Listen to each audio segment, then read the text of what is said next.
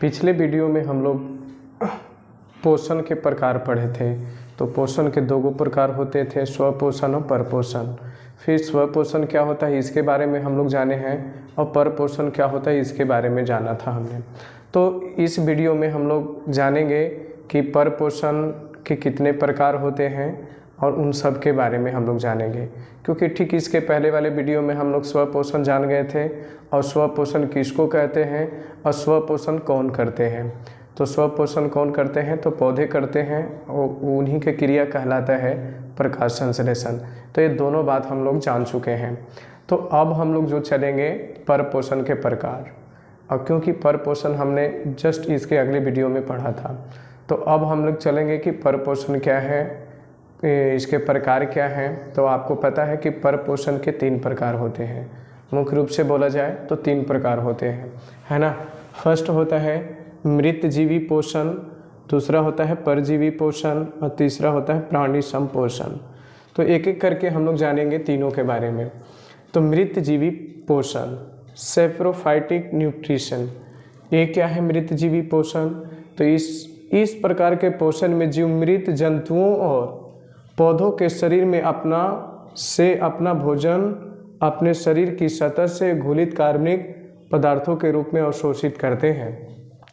कहने का मतलब है कि मृतजीवी पोषण में कि इस प्रकार के पोषण में जीव क्या करते हैं, या तो पौधा मरा हो चाहे जंतु मरे हो, उसके शरीर में क्या होते हैं, आ जाते हैं, आकर उससे अपना क्या करते हैं, भोजन प्राप्त करते हैं। यानी कहने का मतलब क्या है कि मृतजीवी जो पोषण है ना, इसमें होता क्या है कि जो मरा हुआ जीव हो, मृत जीव या पौधा हो, दोनों, या तो मृत जंतु हो चाहे पौधा हो, उसके शरीर से अपना ही भोजन करते हैं।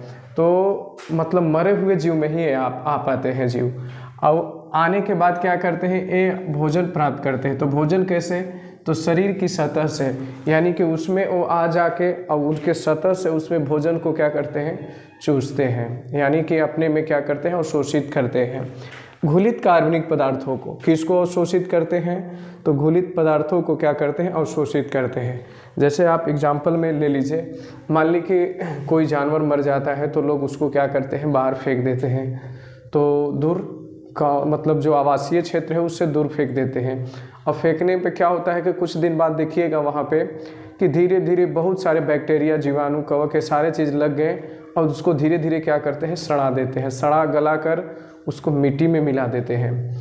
तो और उसके जो अवशेष के रूप में रह जाता है वो हड्डी बचता है।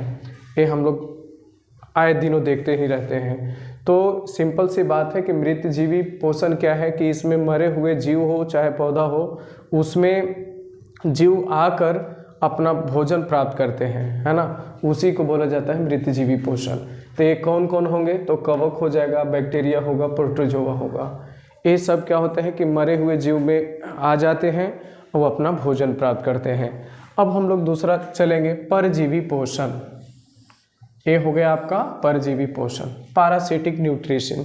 इस प्रकार के पोषण में जीव दूसरे प्राणियों के संपर्क में अस्थायी या अस्थायी रूप से रहकर उससे अपना भोजन प्राप्त करते हैं।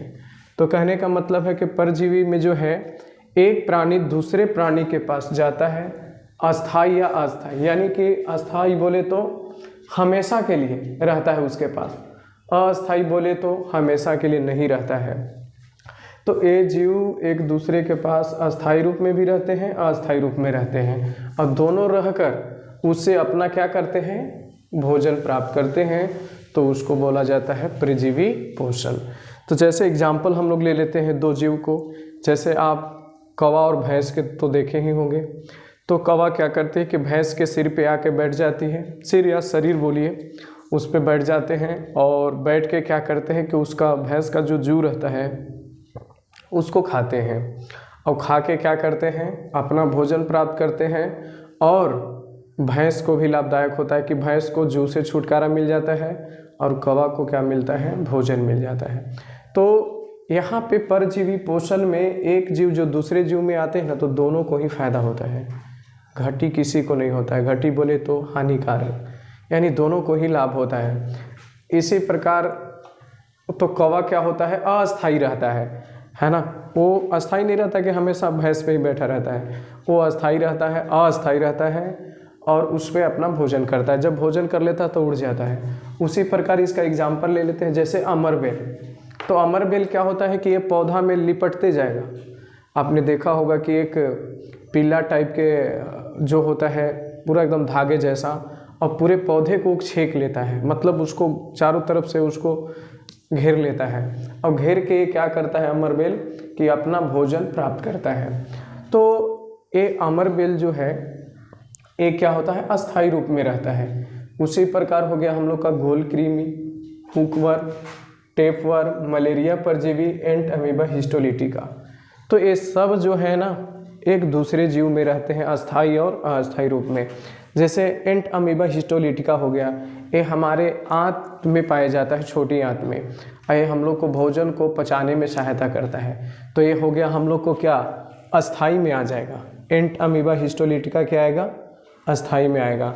मलेरिया परजीवी, ये मलेरिया जब हम लोग के बॉडी में मलेरिया हो जाता है तो ये कुछ टाइम के लिए होता है। अब हम लोग दवा खाते हैं तो ये से हमको छुटकारा मिल जाता है।